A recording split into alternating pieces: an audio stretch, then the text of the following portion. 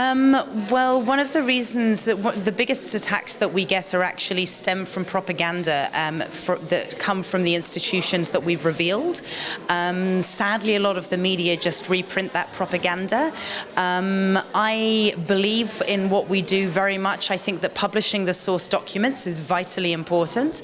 I think that inherently anybody writing up anything is going to have some sense of a bias or an angle on it, which is just how the world is, but it's very important for the public to be able to go and look at the documents behind that.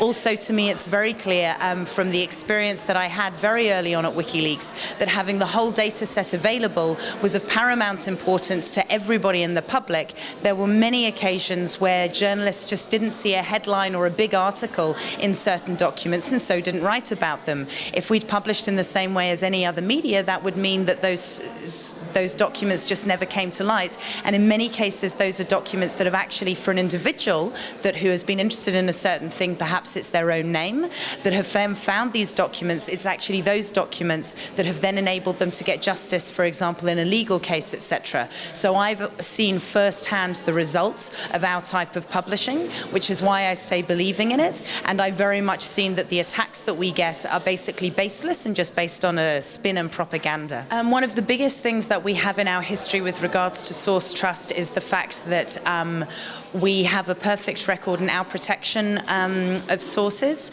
There is not any allegations or any examples of any actions from us that have put any source to harm.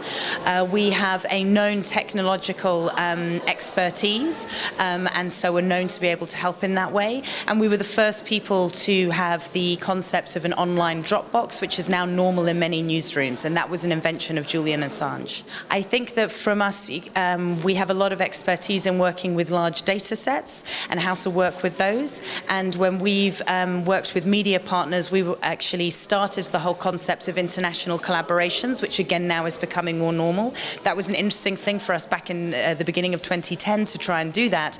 They were often very worried that it was competitive, which we thought was completely madness. I mean, how is an Italian publication competitive with a German one? But eventually we forced them to work together, and they've seen this actually has very good results, and now you can see a number of other international consortium of media organizations working on such large publications, and I think this is another lesson that has come from us.